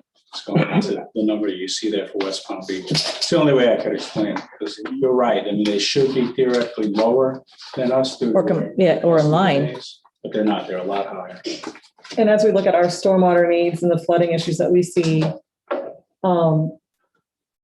it looks like we have some wiggle room here, or no? Or like if we had to raise our rates another, like, have you looked at what it would cost, the needs that we have and how much revenue we need to generate to Yeah, address? it would not be sustainable to look at, as Juan has pointed out on many occasions, I've got like $24 million worth of projects lined up that we could, if we had the money, jump in and get them done right away. So we spread them out over 20 years. The stormwater fund, being so small as it is, we're really relying on grants. So we're applying for numerous grants to keep this system going. Keep that federal money. To make those capital improvements. And we hope to be successful on a number of them. We already have on at least one, but we try to do at least one outfall project per year to make sure that we minimize the amount of king tide flooding. And do we lobby, when we had our legislative report here, it seemed like Representative Hardy was able to get money from Tallahassee for like Boynton Beach, and then Caruso was able to get money for Delray. So do we actively lobby our state legislatures to say, hey, we have a project we want you to bring to the table to fund during budget? Yeah, we had one that we didn't have anyone carry the torch because we have 3 different representatives. Yeah. Yeah. And unfortunately, that really hurts us when it comes to being the voice. Completely. Because we had a big water project this year that should have been approved, but we didn't have anyone to carry the torch. And I'm not going to say, who's gerrymander, but we need to do like get the residents involved, film bank, especially the ones Storm the that Capitol. Seriously. Yep. I mentioned and are gerrymandering. affected by this. Yep. Did you mention what? Gerrymandering. Oh, please. I mean, we're cutting so many pieces. I have a limited vocabulary. I feel like a jigsaw puzzle in this little city, right? When you We're all around sentence, I'm going to roll over. One comment in that direction from the past is that we, and Brian probably can speak to it, or Ed too, or Juan certainly, we've been encouraged as commissioners and mayor to all go to Tallahassee. I forget what call it, Palm Beach County Days or something or other. There's a period where you can go to Tallahassee as a municipality and speak up for the things that you're asking money from time. And we'll be Does it going. always work? Yeah, it is worth doing that, I think. Oh, absolutely. Hire a bus. I'm like camp out on the front stairs. Really? There you go. Like January 6th. You're good at social media. No, Just nothing like let everybody know on social media what you're up there and they're denying us. And Yep. we have to get people behind us. Absolutely. Because unfortunately, the representatives aren't doing it for us. Right. So, that's why we have the opportunity to be the voice to bring those funds to the city, because if we don't, we're just going to keep being passed over. Little pressure on Pinsky. That's it. Pressure on Pinsky. What? Pinsky's one person. If we took all the neighborhoods that live east of Federal and got those people to write in letters and call, that's a lot more pressure. Hire a bus. No, it's been done before. People have done that. Yeah, Juan will drive it. I'll drive it. One of them right the window. Yeah. Okay, let's keep going. Okay. So we did Jacob looked up the Atlantis, the drainage district fee is about $50. So in reality, Atlantis is more like 110 when you add in that All right. drainage district fee. Thank So you. we'll definitely clarify that on the future Thank slides. you. Much appreciate it. So I our mean, one last, of our challenges, David, is just as I think I'm speaking for all of us, is sure. getting information to our citizens, because we are constantly getting emails, sell the electric, what's with our water. It's just, and so the more actual practical information that we can get out, information is really helpful to counter those sorts of unhappy people. Yeah, because this is part of the backup and people will see this. Yeah. The first thing they're going to say is, we're out of whack because they didn't hear Right. Brian's explanation. Right. Did you happen to look up the 3%, what that means in total for the electric? Go ahead, Jacob. Yeah, so it's about $1 million in total revenue increase, the 3% on the base and energy charges only. But I think the question was on the modeling slide for the water, the top line up above is a 3%, or maybe it was 3.25, some percent increase, and that was on the total water rate. What we're looking for is the same for the electric, where it's on the total electric, not just a subset, because most people don't know Gotcha. about the base energy or the fuel charge. They don't know how to, they just want to know what their total bill might do. And I did a quick calculation. It looked like it was about 1%. It's actually about 1.8% is the net bill impact for electric, the average bill. Just under 2%. Okay. I think it would be helpful to present it as the total bill. Yeah, we will. Sounds good. And that's not happening. This is just projections for the record, everybody who's listening. Well, but it's, the 3% on electric only represents $1 million to the operation. Correct. I'm going to go back to the deposit loss of at least 200,000.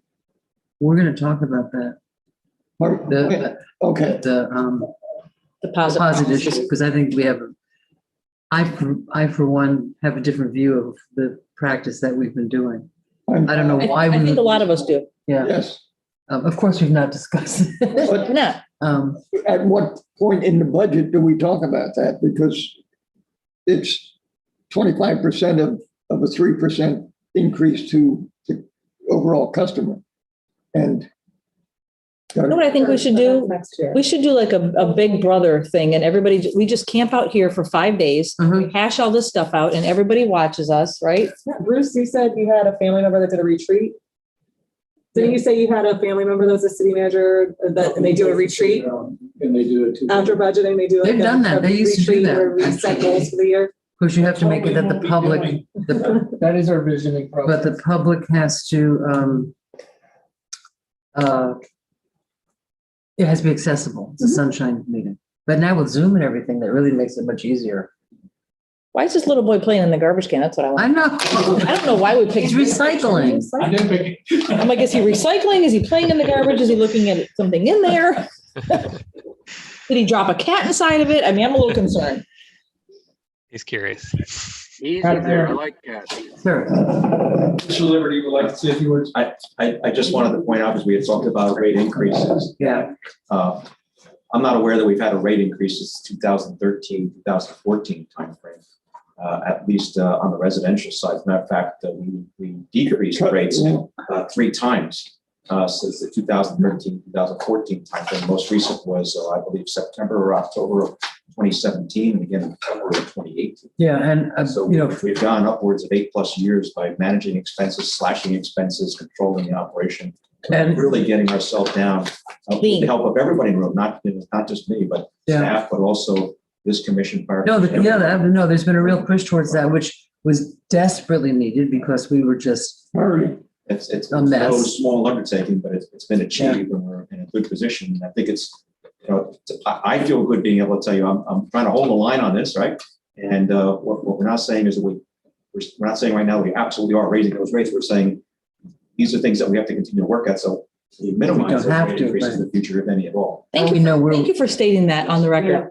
Yeah, we and we're aware of. I mean, the you've gotten us some really good deals at that second tie line, things like that. That's wonderful. We appreciate it. And the 3%. You just saved us $2 million last week. Man's worth his weight. $1 million here, $1 million there. So adds up. you're talking about real money. That's it, right? Okay. You make it, you take it. You make it. It's easier to spend He than. makes it, we get to reinvest in our city And that's where it all goes. and get the kid out of the garbage can. So concerned about this picture. I don't know what. All right, David, moving on. Sure. So in terms of the refuse fund, we are looking at stable revenue projections. There was an increase in the refuse fee last year in 2021 of 5%. Based on our forecast, we'll show you in a minute, we're not projecting the need to do any rate adjustments. The 2022 budget for operating expenses is a little bit lower than what we had forecasted before.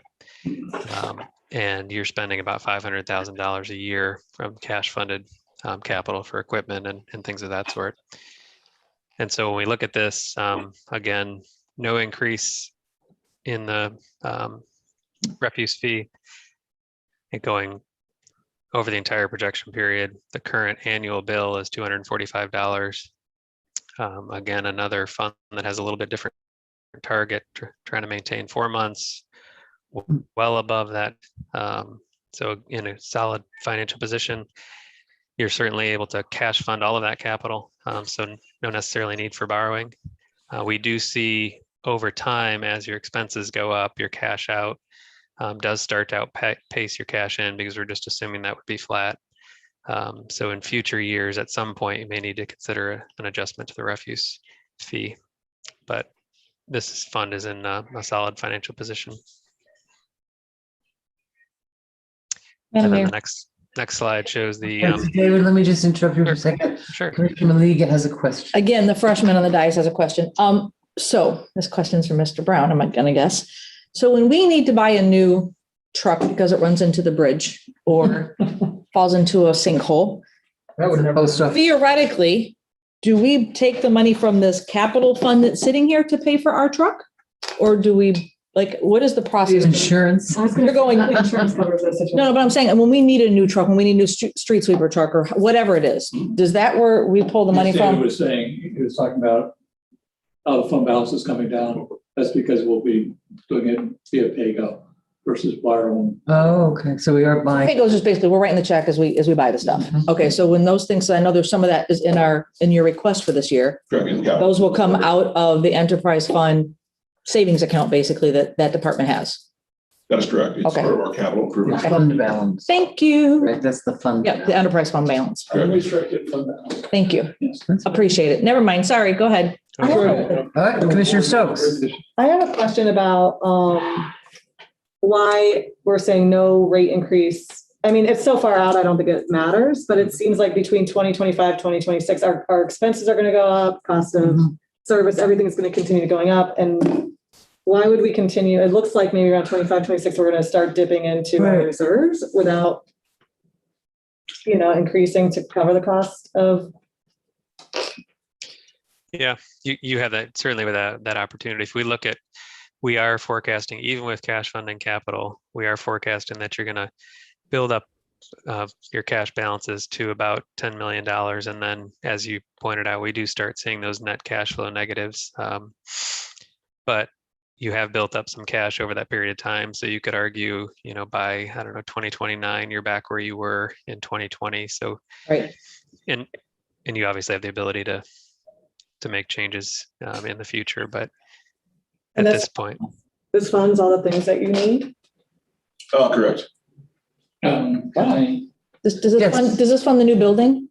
No. I know. Why isn't this funding the new building? Saying. One thing that It's capital improvement. we need to understand, Stantec's presentation is total fund balance, if you will, the retained earnings, assets minus liabilities equals fund balance. We in municipal, we have restricted fund balances, et cetera, et cetera. So it's not a one-for-one correlation between what you see here as fund balance versus unrestricted fund balance. Oh, So Jesus. we have to keep that. Can I get a glossary? Yeah, really. Break it down for us. So what is the percentage? What is the percentage then? I will give you there's no percentages when it comes to this is restricted versus unrestricted. It varies across all funds. Okay. So the garage could not come out of that, is what you're telling us? Well, the garage could, no. No. So, but right now we have $8 million in our working capital fund in our recycling refuse fund. I'm sorry, this is gonna. I'm looking at the working capital fund. It says current plan, and the blue line goes up to $8 million. Does that mean we actually have $8 million in a fund balance for refuse? You're shaking for the record, the finance director is shaking his head no. The number that I look at, and you all will be looking at to fund capital, is unrestricted fund balance. So, and David, correct me if I'm wrong, but 2 years ago anyway, the number that you provide for working capital or fund balance is assets minus liability, and that's your net number. And you don't have the restricted versus unrestricted balances as part of that conversation. Oh, Hello? First, I can jump in. Jacob Go, Silence, Stantec. You're correct. We look at current assets less current liabilities to get the current working capital position. Essentially, what's available for cash on hand is how we calculate it. So we have $8 million cash on hand in this fund. is that what we're looking at here? Are we reading the Are graph you in right? agreement with that? That's how we've calculated it. Okay, Okay. so according to you, we have 8 million, but Bruce is saying he needs to look at it. So if we open that checking account book per se, just for, Yeah. it would say 8 million, but the government and we say you can only touch 2 million of it as an unrestricted. I will give you much more detail. Okay. Okay, Oh, thank good. you. Commissioner Robinson. Is that a standard reserve balance for, because this balance is taking into consideration hurricanes? Correct. Okay, so that's the biggest part of your fluctuation of your budget, Yeah, obviously as that and truck accidents. You don't. Not you, Jamie. We not you don't have to be personally. cruel. I'm not saying you wrecked the truck. Yeah, so as our capital improvement program each year, it's right around 500,000 because it's kind of like a 7-year cycle almost. We kind of cycle our heavy equipment out as it gets to a point where the maintenance is getting too high to.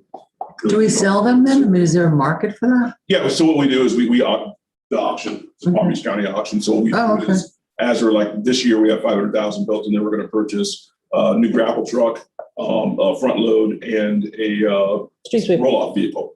So those 3 vehicles are actually replacing older vehicles that are kind of past their useful life. Mm-hmm. So those get cycled out, the old ones will get auctioned off and come back into the account. We purchase new ones next year, same thing. So it's kind of like we have this rolling cycle that we do.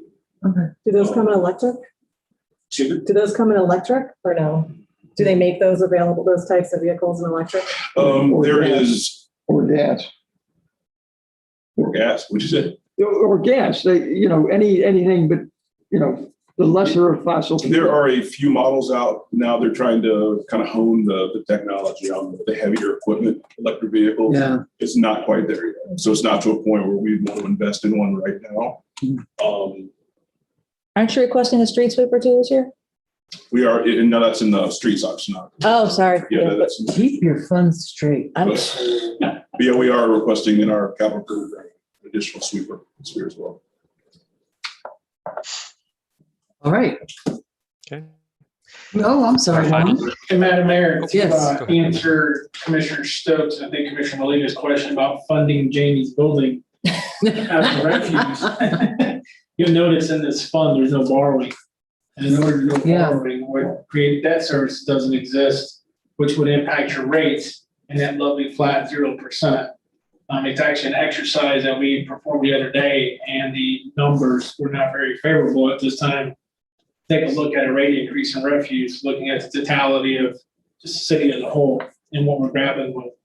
So, to answer your question, it could, correct, Bruce? Well, you also have to be careful for utility payers, enterprise fund payers. Those rates should be paying for that activity. So if we were to take refuge and put it over here for garage activity, who's benefiting from that? And that's in the question. I would think the residents benefit from all of it, but that's, I mean. But it's specific to the enterprise fund. So does refuse pay into the garage fund for the refuse vehicles that get sold? But they can't fund the entire garage because they are not the sole users of that garage. So one more question. Sure. Any FEMA money that's outstanding, would that get added to this working capital fund if it comes in? Is that refuse money or where does that go? The revenues, what will happen is those revenues go to the self-insurance fund. And from there, it goes out to the different funds relative to how it's expensed out. Okay, so everybody will get their own share of what's coming in, what they've already written a check for. And I'm stepping back for a second. Some of the talk where we're talking about the water and the sewer improvements, is that a possibility that we're going to be talking about some of the ARPA funds to be used? Well, there's infrastructure money coming That's too. what I mean, the water infrastructure. No, there's bigger infrastructure that was just approved this morning. That's going for a second reading. Oh, no, I know, I mean, in the federal, right. But I mean, just in general, I mean, the ARPA funds are something that we can look at. To your question, Madam Mayor, anytime we look at pots of money to offset some of these capital expenditures, obviously there's a positive impact to the projection. So yes, ARPA could be used that to offset, which. Our stormwater, our, Exactly. yeah, okay, thank you, just. Okay, our residential, This is like a cram course. it really is. Will there be a test? Will there be an exam? Yeah, there will be a test. There will be a test. All over again. What? Why? See, I like at the bottom here, you have a little asterisk that says. I know. "Please don't-" Yeah. Ah, Yeah, we'll do that for stormwater. So this is the annual refuse fee. You can see how you compare the $245. And we do have that asterisk that mentions that doesn't include the annual disposal fee that is paid to Palm Beach County, and all these entities, with the exception of Deerfield Beach and Coral Springs, pay that fee. So it's about $20 a month per household. Correct. Well said, Jimmy. And it Well is said, an Mr. annual fee. And Yeah. And that is our last slide. We have. Your last slide? thank you for your patience. Really, we ask a lot of questions. No, it's great to see you guys grasping it all. On the recycling. Say that. We're By our fingertips. are we making money on glass recycling? Or are we losing money? And can we stop recycling glass if we're losing money? Why would we Why stop? just glass? Because I don't know. It is not Curious. making money at the moment. I mean, if you've been keeping up with Solid Waste Authority, it's kind of. Yeah. None of it's making Putting out- money, is it? Exactly. Right. We're sort of losing money and it's paying for itself. Well, we lose less if we stop collecting. But I'm just looking for a savings somewhere. There is a conversation happening at the county level and kind of beyond that, what the future is going to be as far as recycling is We should put concerned. a 10-cent deposit on it like other. Absolutely. 5-cent deposit On minimum. bottles. I wish the state would do that. I mean, trust me, you go to Detroit, Michigan, you go to Michigan, you don't see bottles anywhere or Well, cans. Vermont, People pay their rent with it a sometimes. pile of bottles in the corner was like, hey, let's have a party. So as of right now, we are continuing to collect everything recycling related. We appreciate that. Excuse me? Any change anytime soon? I'm not sure. We obviously we go through SWA, so that's something that would be coming from them kind of down to the municipalities of the service. Don't want to discourage recycling, but I don't want to, break the. Oh, you're gonna have 15 emails tomorrow. I mean, it's definitely a Don't you worry. balance, because it's something that you don't, like you said, you don't want to discourage. Same thing with So it's the water. right thing to do. Right. I have a question about that. With all this conversation that is happening at the county level, are they putting out any kind of study or anything about the benefits of recycling? Because I hear, depending on who you talk to, they say, oh, by the time you pay for the water and the this and this and the energy to do this, like, you're recycling the material, but you're offsetting it with other negative things. But so is there any kind of like an environmental study of like the benefits of recycling? I know Willie Buzz over there, who's kind of like their PIO. He always releases through their newsletter all these numbers and data that kind of encompass the recycling industry right now to kind of keep everyone up to speed. I can get some information out to you guys. And for those listening, PIO is Public Information Officer. Sorry with the acronyms. Not peon. We didn't call them that. To have a little presentation on it, to those numbers and things like that, because and I know Mr. Liberty always talks about, other decisions that we make that aren't always financial. So if we're breaking even on it and it's helping us environmentally, then even if we're, Landfill. yeah. But what I'll do is at a future meeting, I'll get a presentation. Like November. On recycling. I Wait. don't know how soon. Like Christmas I time. was gonna say, that's a But, Christmas present. I'll get Christine Engel, who's our recycling coordinator, works closely with SWA. We'll get a presentation. And I have a question, since we're talking about recycling. We put glass and the one paper.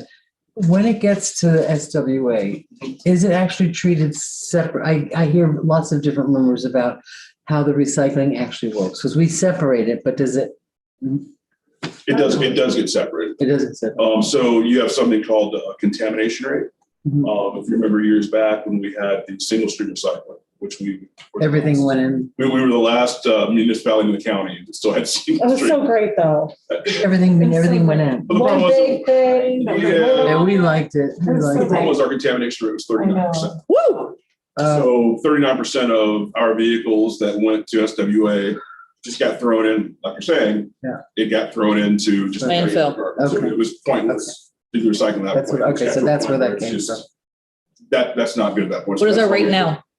Last time I looked, we were at like 12%. Much better. So it was a substantial, Yeah. doing the dual, substantial decrease. More of a pain, but worth it.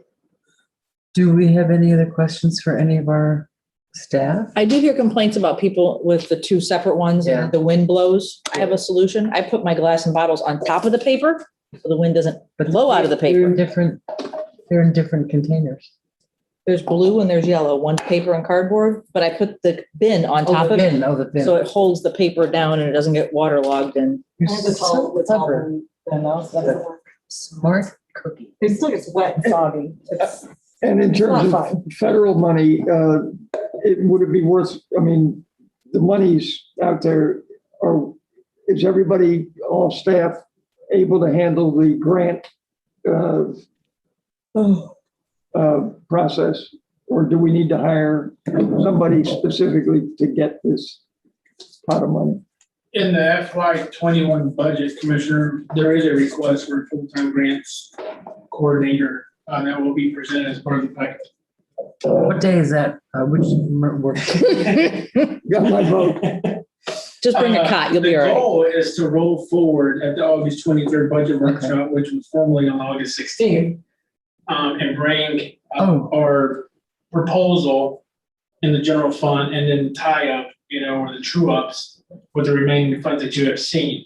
In between now and then, we expect some one-on-one conversations that we'll have in our one-on-one meetings with Bruce and the directors that oversee certain funds, where there's some strategic, creative budgeting ideas being thrown around right now, where you will be included, because we'll want some policy direction or a level of comfortability of where we're at with those proposals. So I have a question. You just said something, and I may have been a little behind on some emails or something. The August 16th, there's no meeting on August 16th? Correct, remember? Yeah, no, I know, I really, so my niece, I can marry my Yeah, niece, I sure. can go to the party. Okay, Yes. great, thank you. Yes, thank you. My family appreciates that. So yes, we're finalizing the coordination of the Gulfstream Hotel development public meeting that will be held at the Casino Ballroom on August 19th. And we had a budget workshop set on the 16th, and that was the original date. We played musical chairs trying to accommodate a slew of people involved. So the budget workshop actually is moving to August 23rd, And the Gulfstream is the 19th? and you get the night off on the 16th. Sounds like it may be an opening you'll be out, so we'll probably have the night off. But the Gulfstream is The night. the 19th, okay. And I appreciate that. My niece didn't confer with me when she decided to get married on the other side of the state and have me officiate. So And the budget workshop on the 23rd is at what time? 5? Probably 5 o'clock, because there'll be quite a bit of ground to cover. Thank you. and what time on the 19th? At 6 o'clock? 5 o'clock start. 5 o'clock on the Gulfstream at the casino? Yes, ma'am. Thank you. But I feel like that's a really hard time for people. It says 5:30 on my calendar. It's at the will. If you guys, nothing's set in stone. 5, 5:30, 6, 7. And I've got people that love the 5 o'clock meeting because they go straight from work when I try to, so I don't know. So I'm open. And again, I was just going off what we do historically. It's not set in stone. If 6 o'clock works better, I feel like there's more opportunity for the public to arrive and I get do. there. Yeah, We have no issues with that. all right, let's. The 19th, that sucks because the CRA is actually having an urban development workshop too. Again, it's like playing It's a a lot. whack-a-mole game and, really trying. Actually, the CRA should be at the Gulfstream meeting. Yeah, The so the CRA CRA really is should not be gonna at the be at the Gulfstream meeting. Because they're just a suggestion to the CRA that perhaps they want to reschedule their other That's thing. not it. Can I Yes, just, sir. um, Can we get rid of David? He doesn't want to sit and listen to us mulling over dates. Some closing remarks. so I want, Thank you. if I could mention on the topic of grants and stuff, while we have all the department heads in here, I don't know if you guys were noticed, but the League of Cities said that they just launched like this huge database and it's really user friendly and it has grants that are anyone can apply for, past grants that have been approved, and a resource for all the department heads to tap into. I sent that to Jessica. Yeah, it was good information. Was that an email from the Florida League? When I was up at my conference, they mentioned it. I hadn't heard it. Okay. Is there, okay, I'd like to know more about that. Yeah. Thank you. And we'll all be in, a bunch of us will be in the Days in Orlando. So I don't have the 19th worked out yet then. What, I'm sorry, The Herman? 19th, we don't have a time for that. 6 o'clock. Let's make it 6. 6, so. Sure. Okay, is there anything else? David, do you have any closing argument? No. I'm a lawyer, I can't help it. No, I just appreciate all the input, and it is enjoyable to see as we go through each your understanding of how the funds work, and appreciate the opportunity to present this evening. And I think we'll be potentially in person on the 23rd, so look forward to seeing you then. Where are you, actually? I'm located in Maryland, Oh, okay. but grew up in Michigan, so I'm familiar with the 10-cent tax. Could we, before we adjourn here, I believe that Stantec has a last slide, and it's on our agenda, that talks about live modeling. There you go. I think that the live modeling, from my experience with this in the past, it was not Stantec at that time, but the company that was bought by Stantec, is really useful for us. And what I'd like to suggest is that we look at the last one, I believe it was the refuge, and we might have to pull it up and try one of them, and I'll make a suggestion just to, yeah, that one. Mm-hmm. And it just as an exercise, so we can see as commissioners, particularly because a lot of us are new to seeing this, to try the exercise. And what I would suggest, since we see on the middle graph, revenue versus expenses, that the orange slopes up, the black sits flat, and eventually, you get into trouble, and you see that over in the working capital fund starts dropping down, the blue bars. If you were to try, this is just an experiment to see how it works, is try changing the revenue adjustment plan, the top line up above, and I'm going to suggest 0.1% a year, just to see what that will do. And we watch the left upper two graphs to get an idea of how this tool can be helpful in our own thinking. Yep, certainly. I'm going to stop sharing. Jacob's going to share. He'll pull up the refuse model. I think that's a great idea. Give me just one moment. And watch it change. It's pretty cool to be able to on the fly see, well, okay, what if we did this? How does it affect the things going forward? And You just give all of us log in and we can just go in. No, I'm just joking. We get play with it. Look at Bruce is having a heart attack over there. No, actually, that's our new model, open cut. That's it. You will be able to do Go in and. There you go. We can partner with the high school and they can do this in algebra too. Oh, God. I mean, I would love to have a tool. High school, you mean middle school. That shows, guess what's going on in your own backyard? And this stuff is useful in real life. Absolutely. All right, Jacob, you want to walk us through? Sure. So you mentioned a 0.1% starting in 25, maybe looking at that. That's impact. just my guess. If you made it 0.1% starting out, I don't know, in 22, my guess is that will about, and I have no idea. You would have a better guess, but. Sure, we can do that. We'll calculate, and very minimal impact. So we can actually, do that really quick. Try 0.5 or something. Sure, Because it's let me put it. 6%. I'm going to start by putting it back to 0, and I'm going to save that scenario so we can see it side by side. Right. All right, and now we'll try 0.2. Oop, not 0.2. Probably go, 20% is a little high. I would. 0.5, you said? We could try that. 0.5. We'll The other go. way. So it's a relatively small increase, but I suspect, yeah, you still doesn't flatten it out. Doesn't. No. And so the green bars are the original scenario now, the blue being the active scenario with the 0.5. I think it's a little better in 6 years from now, 5 years from now. So that net cash flow number is approaching zero, but still a little bit higher than the cash in. So 0.75 Again, That's how it works. by break even. Good. all right. There you go. And you're getting closer to flattening it out. Is the revenue versus expenses changing? I didn't notice it change. It is. It's just that in those out years, the capital is growing with inflation. So we need more revenue in those out years to combat that. So it looks like it would take at least, if you wanted to hold the working capital flat, you'd probably have to hit, a 1% a year increase, or maybe even a little bit more. And then you're pretty stable.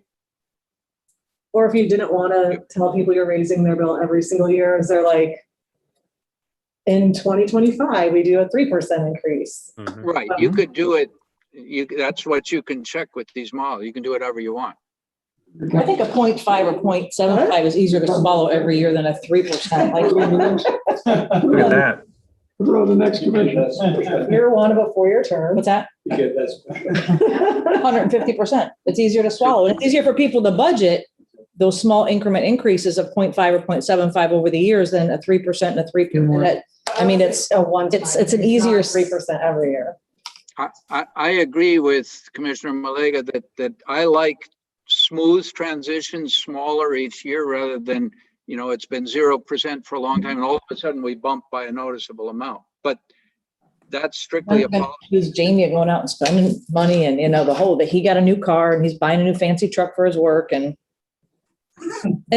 honestly, that 0.75, that 0.50 pretty much just offsets any fuel charge that could come, gas prices raising. I mean, yeah.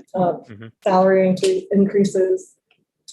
I think I like that model better, going with small, consistent.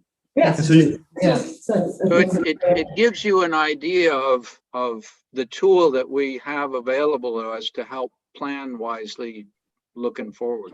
22. Could we look at if people are comfortable with a sense of where it is here, could we look at the electric utility one? Sure. We're about to get the Inches from. Hey, Bruce, we're paying these guys by the hour. Hey, Chris, we're paying these guys by the hour. With your questions. Yeah, really. Actually, we pay them a flat contract fee a year. There's a huge Just storm by the about to hour. hit us, and some of us have to go home. Oh, it is getting dark. It's horrible. It's about to be really bad. Oh, yeah, he's home. Oh, yeah, it's horrible. He's Up home. here He at doesn't care. 50th Avenue, it looks I hope pretty you're good. enjoying your time at home. I find it interesting. It Yeah, looks it's pretty nasty good. out There's kind of blue sky where I am. Well, not where we You must are. be in Tahiti. That is not true, because that's right over Sunset Park right now. Yeah. Okay, yeah, it is. It's nasty. So, and now this is the tool that we can, when do we get to use this tool?